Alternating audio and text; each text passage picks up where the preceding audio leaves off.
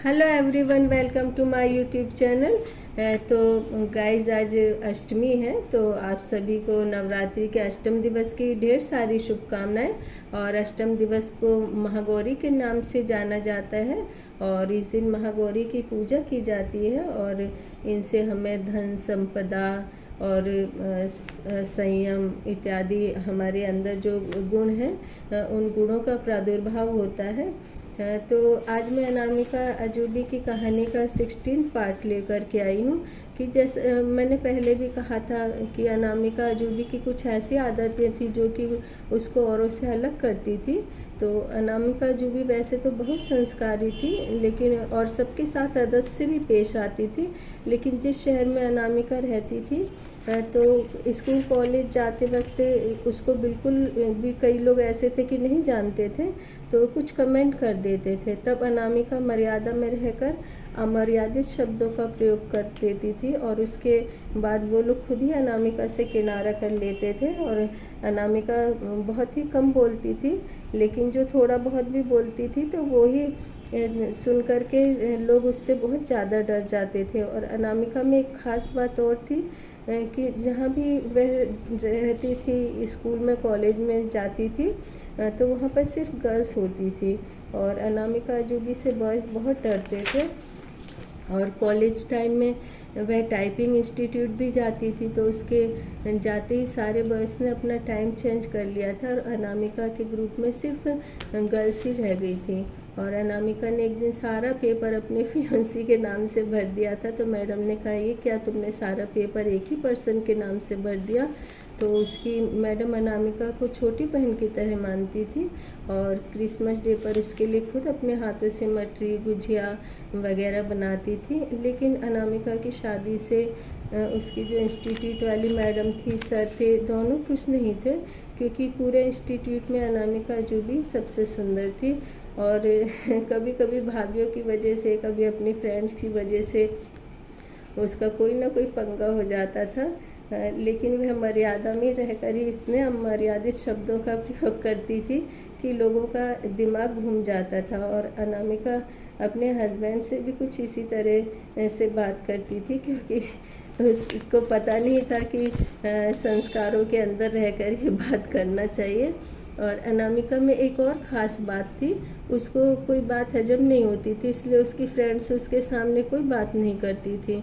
और एक दिन शादी के काफ़ी साल बाद की बात है, बहुत ही डरावनी घटना है कि अनामिका को बहुत तेज़ फीवर हो रहा था। दोपहर के 2 बज रहे थे और अचानक से डोरबेल बजी। अनामिका का बेटा दरवाजे पर गया और देखा तो कोई लेडी दरवाजे पर थी। और अनामिका के बेटे ने कहा, अनामिका के बेटे से उस लेडी ने कहा, मम्मी को बुला दो। तो अनामिका के बेटे ने कहा कि मम्मी को तो बहुत तेज़ फीवर हो रहा है और मम्मी सो रही हैं, आपको क्या काम है? तो कहा, नहीं मम्मी से काम है, तुम दरवाज़ा खोल दो। तो बेटे ने कहा, नहीं नहीं, मैं दरवाज़ा नहीं खोलूँगा। तो अनामिका के बेटे ने फिर देखा कि ये तो 75 ईयर की लेडी है, तो ये मेरी मम्मी को कैसे जानती होगी? तो लेकिन उस लेडी ने कहा कि नहीं, मैं तो तुम्हारी मम्मी को बहुत पहले जानती हूँ। उसने कहा, जब आप जानने की बात कह रही हो, वहाँ तो बस मेरी मम्मी 2-2.5 साल ही रह करके आई थी, मेरी मम्मी को तो आस पड़ोस में भी कोई नहीं जानता। और उस लेडी को देखकर अनामिका के बेटे को कुछ शक हुआ, क्योंकि वो इस तरह का बिहेव कर रही थी और उसको देख करके लग रहा था कि उसने अपने शॉल में भी कुछ हथियार छुपा रखे हैं और उसका लुक भी कुछ चेंज लग रहा था। तो अनामिका को आवाज़ आ रही थी उस लेडी के बात करने की। तो जब बेटा अंदर आया, उसने कहा कि मम्मी वो तो मान नहीं रही बिल्कुल, आज जाओ। तो अनामिका ने उस लेडी का हुलिया बताया, तो उसके बेटे ने कहा, हाँ मम्मी, हुलिया तो एकदम सेम टू सेम उसका वही है। तो फिर अनामिका को लगा कि शायद ये कोई गलत पर्सन है। तो उसने कहा कि तुम जा कर के बाहर से देख कर के आओ कि कौन है। तो जितना देर में उसका बेटा बाहर गया तो वो लेडी गायब हो गई। और फिर पड़ोस के कैमरे वगैरह में देखकर पता चला कि वो कोई लेडी नहीं थी, वो कोई 6-6.5 फीट का जेंट्स था और उसने विग वगैरह लगाया था और कोई बहुत बड़ा क्रिमिनल था। और फिर अनामिका के हस्बैंड ने सभी थानों में रिपोर्ट भी करवाई, फ़ोटो भी दे दिए और सभी जगह उसको ढूंढा भी गया, लेकिन जो क्रिमिनल होते हैं ना वो बहुत तेज़ होते हैं, वो इस तरह का मेकअप कर लेते हैं, इस तरह की ड्रेस पहन लेते हैं कि 2 मिनट बाद भी हम उन्हें पहचानना चाहें तो नहीं पहचान सकते हैं। और अनामिका अजूबी के अपने फ्यूचर को लेकर भी कुछ अजीब सोच थी। जिस उम्र में लड़कियां खूबसूरत शहजादों के सपने देखती है, उस उम्र में अनामिका की फ्रेंड से कभी बात होती थी तब वह बताती थी कि उसको ऐसा जीवन साथी मिले जो उसकी नज़रों में बहुत खूबसूरत हो, क्योंकि जो जीवन की गाड़ी है साथ निभाने से चलती है, ना कि किसी सौदेबाजी से।